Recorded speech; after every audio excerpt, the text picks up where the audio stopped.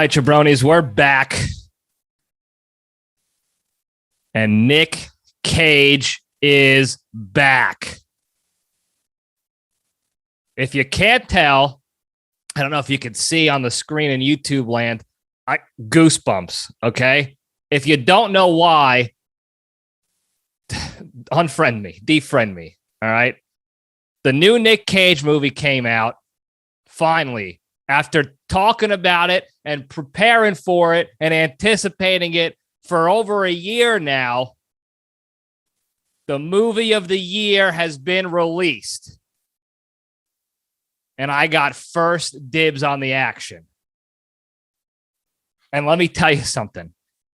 He's back, baby. Not that he ever went anywhere, but he is so damn back.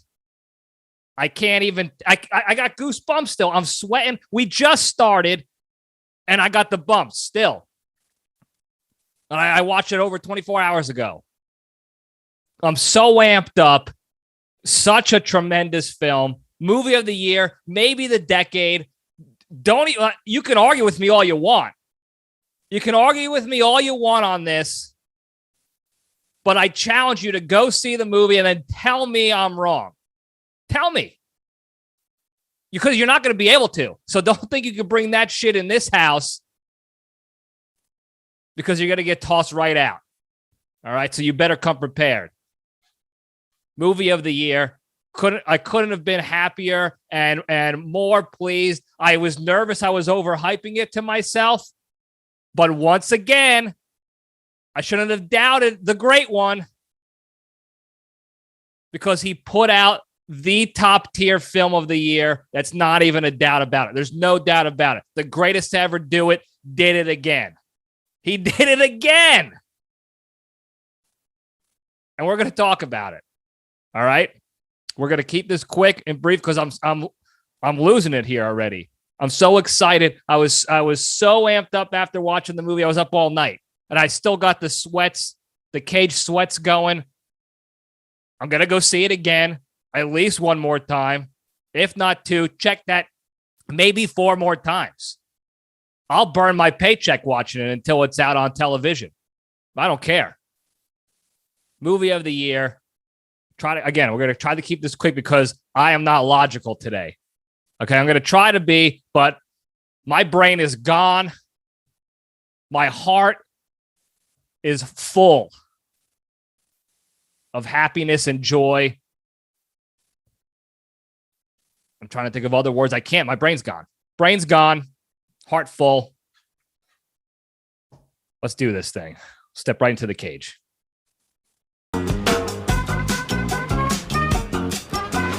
Okay, let's run. All right. Today's Into the Cage segment is proudly sponsored by Allen's Areola Hair Annihilator. Ladies, are you tired of slicing up your nips every time you try to trim those dastardly areola hairs? Well, throw the Band-Aids away because Allen has a solution for you. With an AAHA razor, you can now shave without having to worry about cutting those diamond cutters. The patented Smart Blade technology allows for smooth hair annihilation without damaging your udders. So to get your AAHA razor today, visit www.nonipslits.com and use the promo code MILK for 2.9% off your first blade. Couldn't care less about the sponsor today. Couldn't give a shit less. And we're already, 2 minutes in and I'm cursing up a storm. Don't care about the sponsor. Get a blade. Don't get a blade. It's not even real, folks, okay? Cage fact today. If you didn't guess, it's going to be about the movie. I've been actually holding on to this one for a few weeks now because I saw it weeks ago in his in an interview he did in preparation for the release of the film. And I saved it because this is the time to do it. This is when we unleash all the massive talent, Cage facts. So he did an interview, and one of the questions or one of the discussions was about him actually agreeing to do the movie. And the fact is that he actually turned down the movie 3 times before actually saying yes and taking on the role, because initially he thought it was a mockery of him, and they thought they were making fun of him and that the joke was going to be on him the whole time, and that they were trying to kind of trick him into doing the movie, which was going to be making fun of him. And it took a while for him to actually come around. He discussed it with the writers, and they were talking about how they were making it a satirical version of an actor in Hollywood, not specifically to make fun of him, but it was more because if anyone can play a satirical version of themselves, it's going to be Nic Cage. And the movie is really paying an homage or a homage, however you pronounce it. Remember, brain gone, to him and his body of work, his portfolio, if you will, and all the great things he's done for the movie industry and for fandom and for jabronis like you and me. So then he finally came around and agreed to it, and it was nothing short of perfection. This is the biased me talking. I caveat that. Nothing short of perfection. And I imagine if he said no, the movie would have never existed. And now we have what could be his best film. Now, I realize I'm a little emotionally verklempt, if you will. I'm all charged up still. I'm giddy like a schoolgirl bitch. But it was a top-tier movie, okay? And we're going to spin the junction up and get right into it. We were going to discuss the HGTV, Pinterest experiences of the junction. We're going to get into that later. That's not important right now, okay? I'm going to give a quick synopsis, and then we're going to break this down. So there might be some spoilers. So a little spoiler alert here. I might slip up with some spoiler daddies, but we're going to give a quick synopsis of the storyline, and then I'm going to give an objective review of the film. And then I'm going to give my thoughts on the film, my personal biased review of it, okay? And the reason I'm doing this is because, A, I want to talk about it. I can't not. I was so pissed when I got home last night from the theater that no one was around to talk about this with, except for like the Bone Crusher, and Nikki Sticks was already in bed and didn't want to talk about it. So I sat there at home like a schfook with poor Randy listening to me rant and rave about this movie like he can understand a goddamn word I'm saying. So I want to bring it up to you guys so that you can enjoy this throughout the week, and I highly encourage you to watch it. Again, I'll remind you several times over throughout the rest of this episode, but the big reason I want to do it this way is because it's an exercise for me to remove the bias, remove the love of the great one, and give an honest movie review. And then it'll be a no holds barred review. How you doing? Whatever you want to call it. All right. So quick synopsis of the film. It is a movie, and I'm going to keep this general objective here. It's a movie about a Hollywood A-list actor, sort of has-been, who's narcissistic. He's trying to get back on top, and he thinks by having one more big movie, he'll be back. Everything will be good again. He'll be the top-tier actor in Hollywood again. His daughter will start liking him again. Everything will fall into place if he gets one big role, if he gets that comeback film. And he's obsessed with himself. Everything about the character is obsessed with himself. It's all focused around him. Even when he tries to be a dad in the beginning, it's really about him and having his daughter and family like him for the talent that he is, for the massive talent that he is. All right. He gets rejected from the one movie he wants, and then he gets this call and an invitation to be a guest at this rich billionaire's birthday party over in Spain or somewhere like that for like $1 million. And initially he turns it down. He's too good for that, this character. And then after he gets word that he doesn't get the role he wanted, he has to put his tail between his legs. He's in severe debt, and he takes on the birthday party guest appearance, and he goes over to Spain and meets this guy. This guy's, again, a billionaire who's a giant Nic Cage fan, and He goes to the party, and and then through the movie, you find out that this guy may or may not be wanted for being like a bad guy, like a drug lord or in the mafia or something like that. And Nic Cage has to kind of find out if that's the truth and get to the bottom of it and sort of save the day. And the character Nic Cage plays goes through this whole like existential crisis and realization of who he really is and this and that and yada, yada, yada. And the story goes on. It's action packed. And that's that. I'll try not to spoil it. We are very early into the stage of the release of this film. So I want you guys to go see it. But I'm so excited. I might slip it out. There might be a nip slip of a spoiler here or there. So bear with me. So that's the story, the storyline of the film. Okay. From the objective standpoint, the film was funny. All right. There were a lot of comedic moments with purposeful, satirical, over dramatization of certain scenes for the comedic effect to kind of, again, joke about how ridiculous some Hollywood celebrities are in real life and who they, why they think they're better than everybody else. And these, these big time stars that everyone needs to pay attention to. So there's a lot of that and makes it funny. Again, it's making fun of the general aura of Hollywood actors, the reputation that they usually have as being these narcissistic frauds. There's action in it. Okay. It's not just about a guy who used to be a top tier guy and now he's down on his luck and you got to hear him cry and bitch and moan about it. There's action in it. Okay. It takes you on an emotional roller coaster on the action side of the house too. All right. And then there's some serious drama in it as well, because you have a guy who's a father who's trying to save his relationship with his daughter. And it goes through that. It gives you that sort of insight into the character and how he's trying to do that. And the journey, I guess you can call it, of him figuring that out throughout the entirety of the movie. So that's all good things right there. As far as the time of the movie, the length, the duration, that's the word I was thinking of. No brain.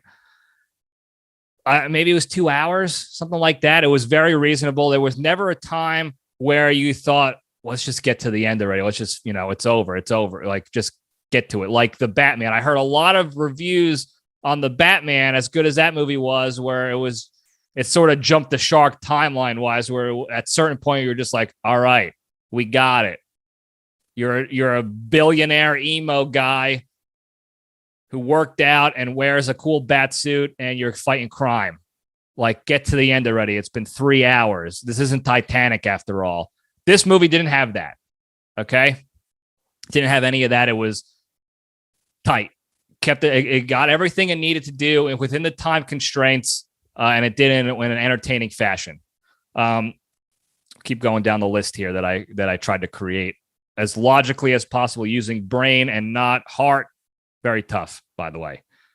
Character development. Each character, the writers and the director and the producers and everybody involved in the back shopping of the film did a really good job of trying to develop each character within this time constraint. It's very difficult in movies, especially these days, to develop characters, just one character, let alone a whole cast of characters that people can relate to, can connect with somehow, be entertained by, and be captivated by throughout a movie. That's why, like Netflix series and all these new streaming services that have their shows out, that's why they're crushing it these days, because they have the ability to develop a character throughout an entire season, couple seasons, several episodes, whatever it is, to pull you in and keep you there. It's tougher for movies to do that, mainly because Hollywood is just flooded with uncreative, money-grubbing animals these days, and all they care about is just making money and not doing any sort of actual cinematic, like putting cinematic effort into it. They don't care about character development. They care about money, action, and money. So they'll just redo films 15, 16 different times. How many Batmans have we had? Now, I love the Batman. I love Christian Bale. I'm a devout Christian Bale fan. Like Val Kilmer. Love Michael Keaton. Like the Batman. It's very action-packed. Even Ben Affleck was great in it as a Batman. But, I mean, that's all they're doing. Just copy and paste in some dark story against a really bad guy that the Batman has to go and take out. Do his stuff to. Got it. They don't care. Hollywood doesn't care anymore about new ideas and challenging themselves and thinking outside the box. But this movie sort of does that. It develops the characters. Nic Cage's character, again, this struggling actor in their career. Again, once this person was at the top of the food chain in Hollywood, and now they're sort of at the bottom of the barrel, living at a hotel in serious debt, can't get a role to save his life, too in love with himself, trying to get it figured out.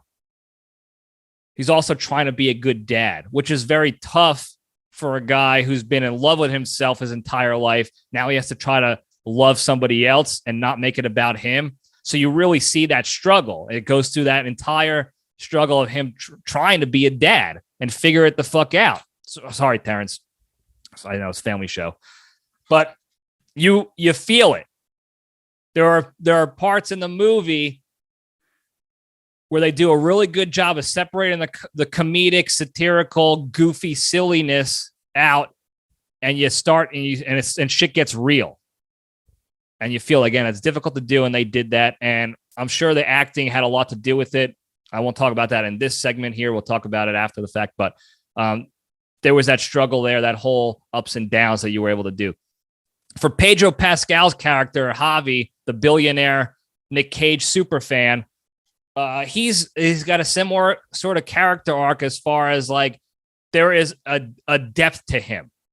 Okay, and this is, again, a credit to the writers. They didn't just create some silly, stupid movie that everyone's going to watch because Nic Cage is a maniac, and you know he's going to be a maniac. So they developed these characters out. He's this billionaire. He's got a secret. We don't know what it is. People are in the movie are alluding to what they think it might be, but it could not. It could be something else. We don't really know until the end and figure it out. And he's this seemingly fun guy, rich guy, loves movies, loves cinema. He's just a fan. He's like a kid at heart. So you can relate to the child in somebody, no matter how rich and successful they are. They still got that child at heart, kind of that childlike love of films and Hollywood superstars. And he's got that. He also has like a secret love that he's been, trying to, I don't know, secure love. Can you do that? There's a girl in the movie that he's in love with, and he can't be with her for a reason that I'm not going to mention here. But again, depth to the character. He's not just some Richie with a lot of money to pay all these celebrities to make him look cool. There's depth. Nic Cage's daughter in the movie, her name is Addie in the movie. She is played by Lily Mo Sheen. I didn't look her up yet. I probably should, but I think she's the daughter of maybe Charlie Sheen. I don't know. She's a famous celebrity daughter. So it made sense that she was also the daughter of a celebrity in this movie. It's a different celebrity. It's a different thing altogether. She actually said in an interview that it was very different from her real life experience of being the daughter of a famous person. And that's what challenged her.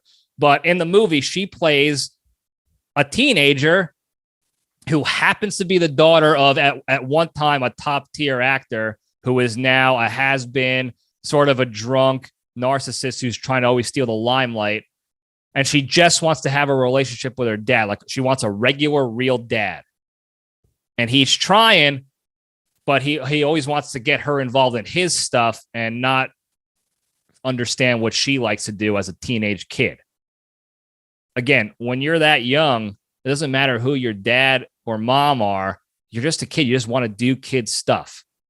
You want to go to parties. You want to play video games. You want to listen to grunge music. You want to wear weird clothes because your parents hate that. All that stuff that kids do, that's what she wanted to do. And she just wanted a real dad to be there for her and do real dad things with her. Instead, she got Nic Cage. So character development on there. And she wasn't even in much of the movie, but it was enough to kind of develop that out, which again is an impressive kind of feat. And then the same thing with the mother, who was the ex-wife of Nic Cage in the movie. It's the same thing. She's got a whole little side story too. She's in the movie slightly more than the daughter, so you can develop it a little bit more, but they did a good job. She's a makeup artist. They talk about how they met and got married, and now she just wants Nic Cage to just stop worrying about himself and just be there for his family. And she worries about him, and she comes up big at the end in a pretty cool way. And they meld it all together. They do some callbacks to her skills as a makeup artist, and there's action and drama and how you doing. It's really good. Again, all this was done within a 2-hour sort of time span of the film. Like, I forgot exactly how long. It was around 2 hours if I were to venture a guess. But that's a lot going on.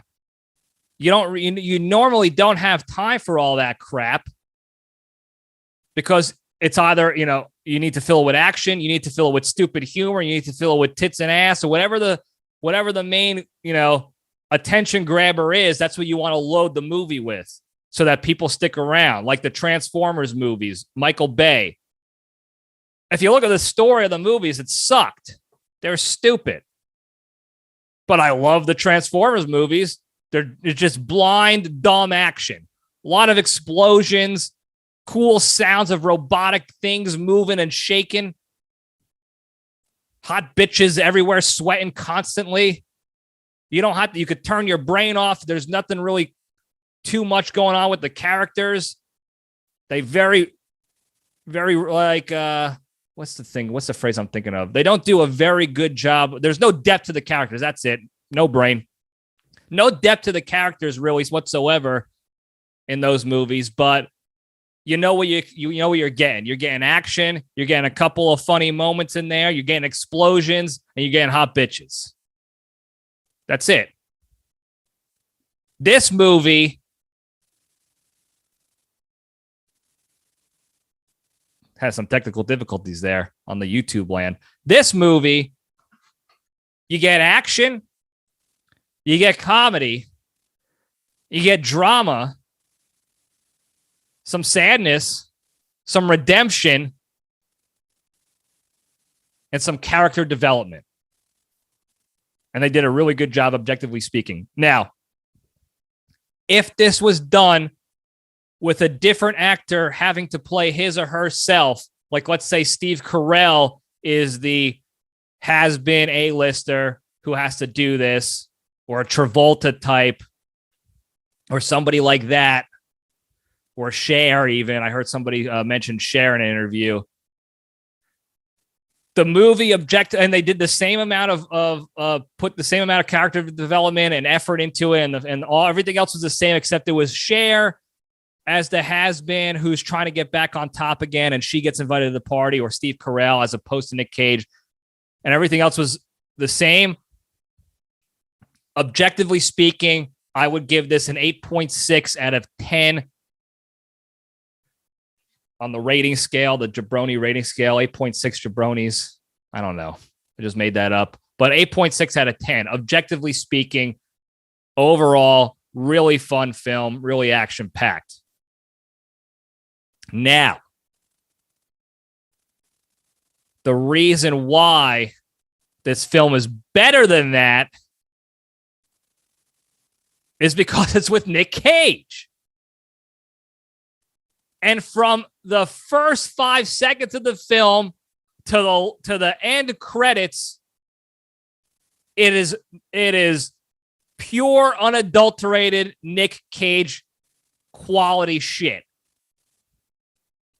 Everything about it, right from the get-go. As soon as the camera turns on, it's a scene of Nic Cage driving in a car with his imaginary earlier version of himself, a crazier version of himself he calls Nicky, who's his conscience throughout the movie.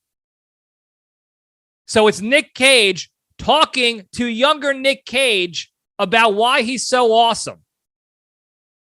And the whole movie has that throughout it. spots of young Nic Cage trying to steer him in what he thinks is the right direction for him, for his career success. And it's wild from start to finish. Very Nic Cagey in that aspect. And the whole time, I'm giddy like a schoolgirl beta bitch boy. The whole time. Like, you know, when you meet your hero and you're all giddy and you're nervous and you're shaking, you can't get the smile off your face. That's how I was the entire movie. The whole length of the movie, in my head, I just kept saying, I can't believe this is happening right now. I can't believe he's doing it. He's doing it. He's back. Not that they ever went anywhere. I couldn't believe it every single time. And then he would throw in another callback to another movie, or he would make a joke or do something super Nic Cagey. And it just, I mean, I went from 6 to midnight as soon as the screen went on, and I still got it. I'm still at midnight, baby. And I don't even mind telling you. So I was giddy like a little schoolgirl. You couldn't get my eyes away from it. People were texting me, how is it? Is it any good? This and that. Don't bother me. Don't do that. I'm not even looking. I almost threw my phone out the window. Couldn't be bothered. I was all Cage. I took one picture to let everybody know what I was doing, and that was sort of the code for don't fucking bother me. I'm in. All right? And I was in, and I'm still in. I'm going to go see it again. 4 more times probably. Probably 4. And then when it comes on the television, that's a wrap. That might break the record for consecutive days watching a movie next to the current champion of Warrior with Tom Hardy that I have 182 days straight watching that movie until the DVD melted. This could easily break that. In fact, if I get it on DVD, it will easily break that. There's no question about it. The whole movie was loaded with Nic Cage callbacks to his previous movies, to some of his real life shenanigans. They mixed in there. Pedro Pascal is a super fan of Nic Cage in the movie. So he has this secret like shrine, this locked vaulted shrine of all Nic Cage memorabilia. I had a lot of it myself. The sequence pillow, pictures, pillowcases, how you doing, all that shit. And it just kept bringing back memories of different movies and different experiences of Nic Cage's cinematic life that were just incredible. It was loaded with it. Another thing he did, and that I appreciated, and I think people will too, is he leaned into the satire of the character. They wanted him to be a different version of himself in the movie. They wanted him to be this narcissistic version, this cartoonish version, if you will, where he's always on. He's always trying to be on and audition for something in life. Whether he was talking to the CIA in it or talking to Pedro Pascal, whose character's name was Javi in it. Everything in the, throughout the movie, he always tried to find the acting angle in this cartoony way. Like, oh, this is a chance for me to show off my chops, so I'll be back. It was always about getting back on top, even though he never really left. And he leaned into that. He understood that it wasn't making fun of him. He was just playing a character, and he took over. And he smashed it. Out of the park, smashed it, the role. Couldn't have been happier. And it was nostalgia city for it too.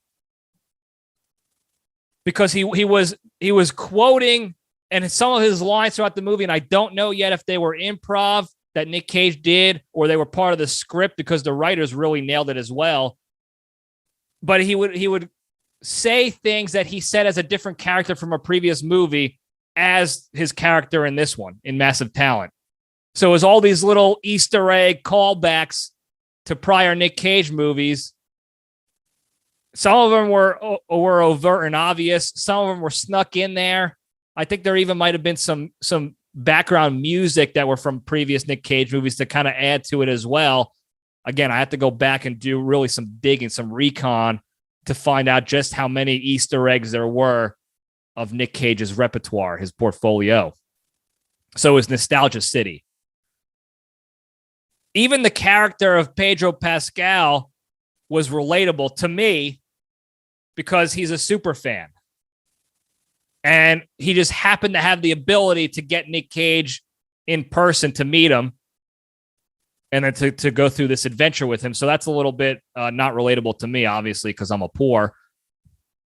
But just to have a guy who's a super fan, and regardless of his success and status in life, that's his number one guy. That's his hero in the acting in the Hollywood community. And you saw it come out. Again, he had all the memorabilia. He knew all the movies. He knew Nic Cage as more than just a crazy guy who screams and yells and gets ridiculous and maniacal behind the screen or in front of the camera. He knew him as a guy who's dedicated to his craft, loves what he does, loved the work that he does, and truly brings joy and happiness and entertainment to the world, to the greater good, if you will. And that's relatable to me. And it also showed that even the super wealthy, I mean, that guy could have got anybody there. He had $1 million cash to just toss away to anybody. And it wouldn't have bothered him, but he got his hero and he immediately turned right back into a child, a fan, if you will, not an equal on an equal success, nothing, a fan. And that's another thing too, that in interviews, a bunch of the actors in the movie were saying that it was surreal that they were in a movie with Nic Cage, with the greatest to ever do it. And throughout the whole filming of the movie, they just couldn't believe it. And he was giving them, helping them out with their role, with their lines, sharing stories about his time as an actor and his family. And it was just a surreal experience for these people. And I felt it. And I'm jealous. I'm sitting there listening to these interviews thinking, like, God damn it, what I would do to be in that guy's or gal's shoes. I would have played his daughter. I look pretty damn good in a wig. I could have pulled it off. It would have been hard for me to be angry at him. She played a real damn good part being the angry daughter and hating on her dad. That would have been difficult. But I would have had to, summon my acting chops to make it happen for the good of the film and for respect to the great one. But holy shit, imagine me being in that situation to the point where we're sharing war stories, if you will, and becoming pals. Goosebumps again. I'm looking at him right now. Goosebumps. Unbelievable. I'm sweating, but goosebumps. It's crazy. I can't believe it that I'm still like this.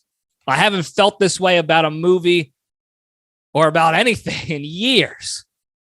And that shows how sad my life is, even though I'm happy in my life. And I don't want you to feel sorry for me. I am a sad sack of shit, but I love that about myself and I'm doing just fine. But that just goes to show you how good this movie was and how exciting, how excited I was to see it and be a part of it in some way, shape, or form. And it was, at the end of the day, it was such a Nic Cage movie. And that's what really brought it home, because they tapped into everything that makes him great. His ability to actually be a dramatic actor and show a serious side and that emotional depth and vulnerability. It's his ability to be funny and not a guy trying to be funny, like legitimately funny. It calls back to his action days, when he was in Con Air and Face Off. It goes, he has a couple of maniacal Cage screaming fits that call back to his maniacal days of Vampire's Kiss and Deadfall and Wicker Man, all this stuff. It was, again, the most Nic Cage movie that you can ever imagine. I couldn't have been better. I couldn't have been more satisfied and pleased with it. Again, I was nervous I was overhyping it. I still think I am. I feel like my friends and people are going to watch and be like, yeah, it was pretty good, but it's not pretty good. It's the movie of the year. And that's why I'm giving it a 10 out of 10 jabronis on the personal list. It's easily top 5 Nic Cage movies in my list now. Easily. And it's debatably so. It's getting up there on maybe my number 1 movie of all movies, not just Nic Cage ones. Again, I'm emotional. I'm verklempt. I'm losing my shit here. Brainless. I had to go watch it again. I had to really study it and take it all in and appreciate everything about it and really and criticize some of the things that where it might have fallen short. But as it stands now, it's up there. It is in the discussion for number 1 movie for me, favorite movie of all time. And that's saying a lot because my number 1 movie has been my number 1 for, since 5th grade, since the first time I saw that one, Field of Dreams. And that's a movie I'll review some other time, but 5th grade, I'm in 27th grade now, whatever it is. So we're talking 20 years. And it's already up in the discussion. I got to watch it again. 10 out of 10. Movie of the year. Movie of the year. Maybe the decade. I don't remember other movies that came out in the past 10 years that can hold a candle to it. There's some good ones out there, but holy shit, man. Go watch it. You have to go watch it, okay? This garbage episode that 25 people are going to see doesn't do it justice. All right?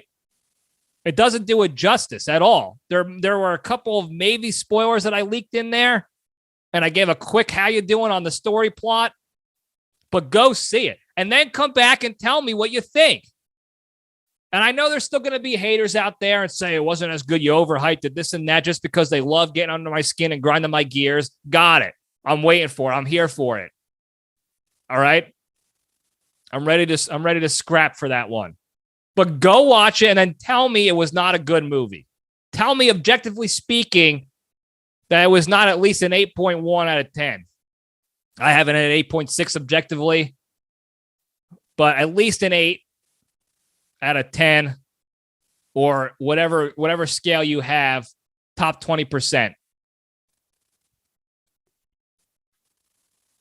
And now I'm going to cool off, talk about something else. Because I can't, again, I'm brainless. I'm all heart. I'm all emotion. I'm all Cage. But we'll get into the big 3 and we'll call it a day. All right. Number 1 of the big 3, to be a happier, better, less stressed person in your life, exercise every day. All right. Everybody who saw the Thor trailer, the new Thor movie coming out in July, Bone Crusher sent it to me.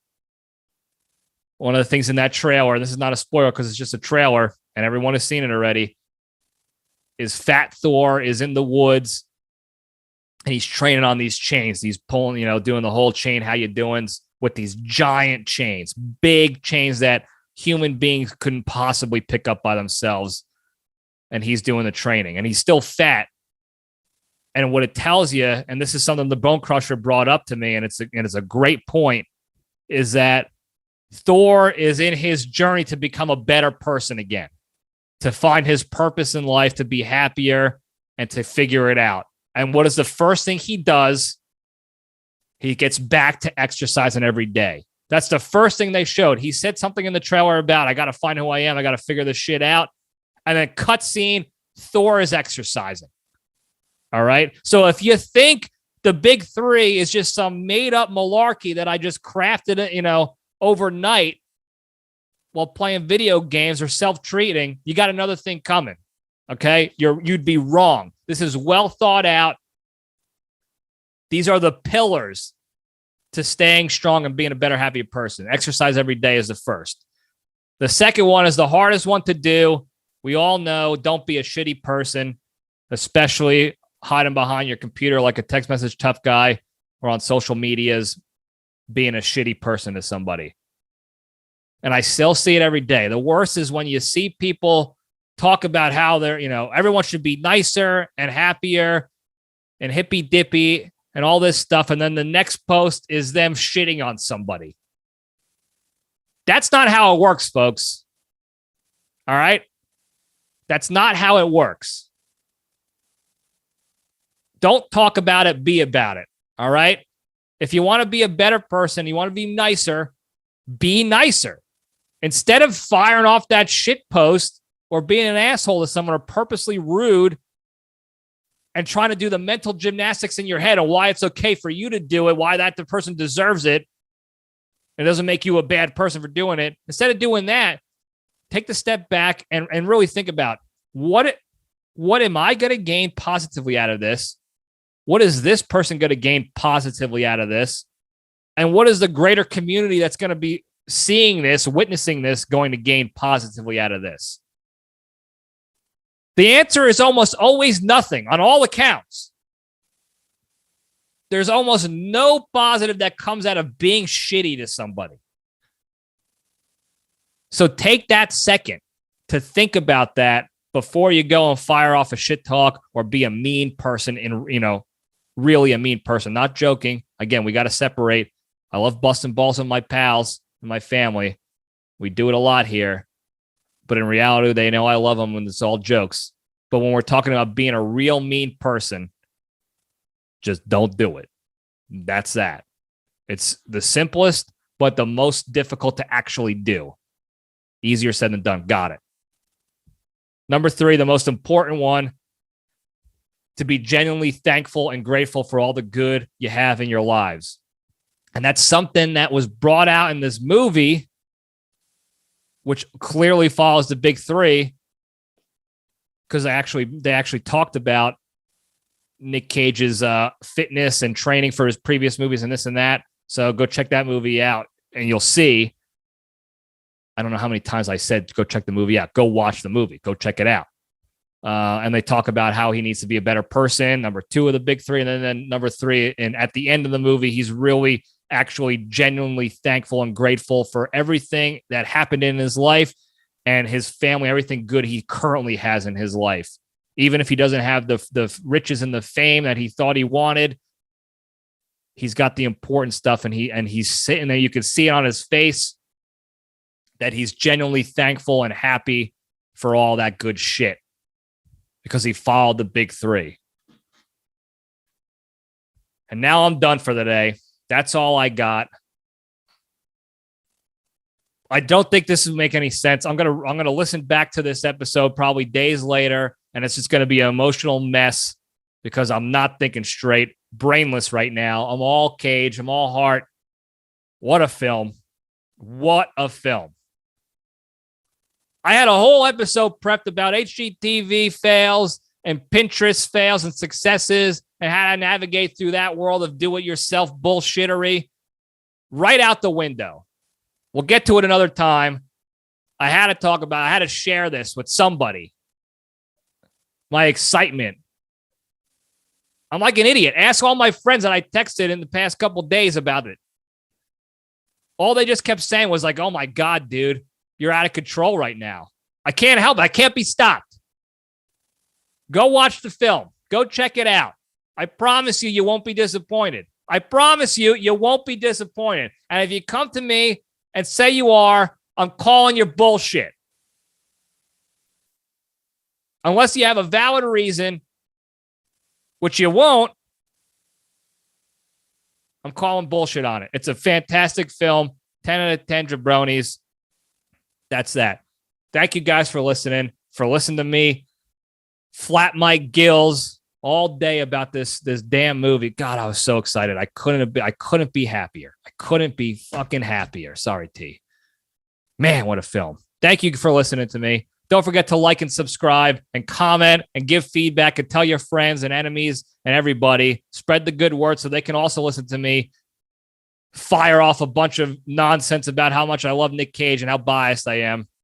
Also, we still got shirts left, some mediums and some larges left. So hit me up, DM me, text me, email me, and we'll get these things shipped out to you so you could be part of the community. You could spread the good word, and you can have the first edition LPDS merch so that if I do make it big and famous and rich one day, you can say, I got an OG tank top. So when it's up in a shadow box in the Jabroni Hall of Fame, you'll know I got the first edition. So hit me up for that. All right. Thank you guys again. I love you all. Stay strong.